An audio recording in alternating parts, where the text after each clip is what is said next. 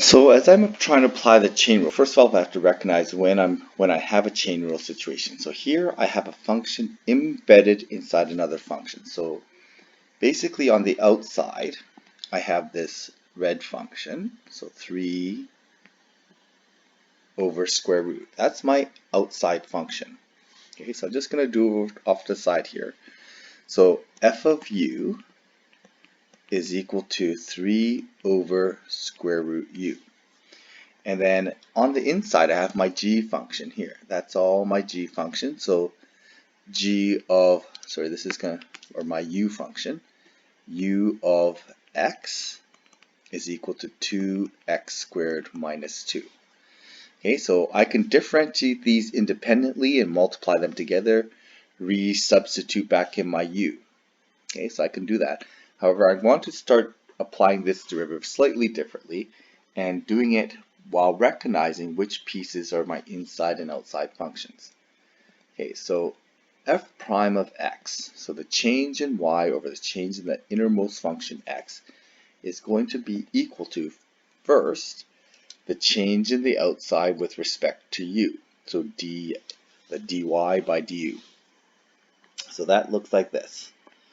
The derivative of this function, I'm just going to apply the power rule, is going to be 2 to the negative 1, so it becomes 2 to the negative 3 over 2, and then we have to, oops, I forgot to multiply by that.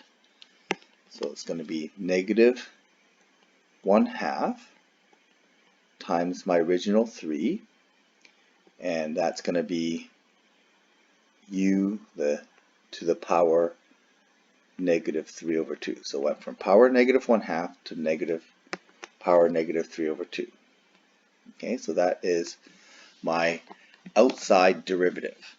Now, when I differentiate, I don't really need to call this u. I can just, as long as I recognize that it is in fact an inside function, I just leave it as 2x squared minus 2x.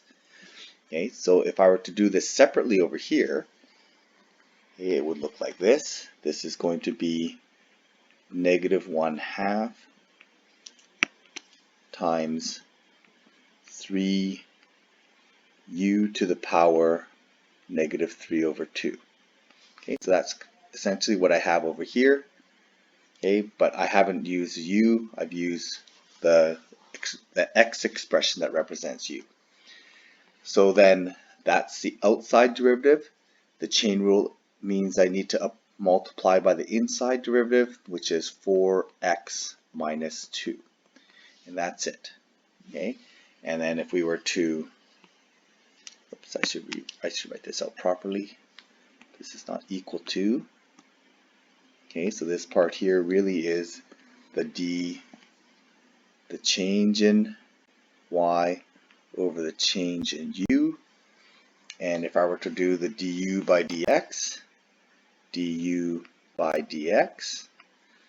okay, which I will move this down a little bit there.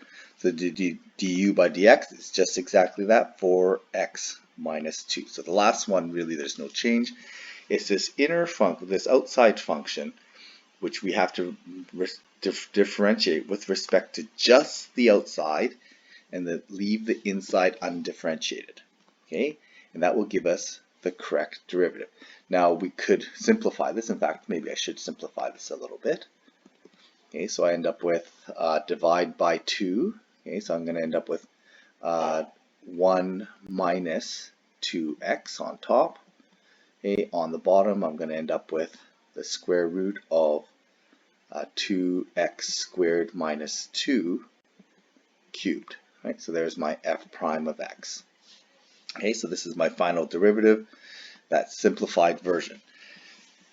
So one thing that you don't want to do, okay, we have to recognize that we differentiate, we have to recognize an outside function, differentiate that, leave the inside function undifferentiated, and then differentiate the inside as a chain.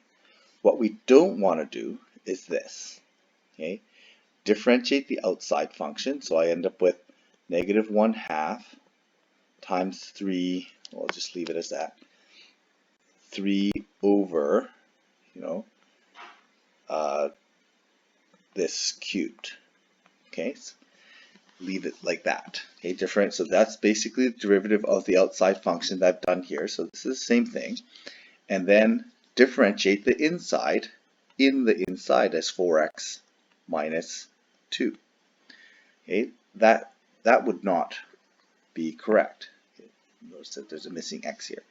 Say if I do 4x minus, if I differentiate the inside function embedded inside the function, I can leave the derivative inside. That's wrong. That derivative, this function here has to be left untouched, and the derivative has to show up on the outside as a chain, as it does here. It can't show up on the inside here. Okay, so this is incorrect. So we don't want to do something like that, and that's maybe the common mistake that I would see in a problem like this. Okay, so as we get more practice with this, we'll get more familiar with it, and we tend not to make these kind of mistakes. Okay.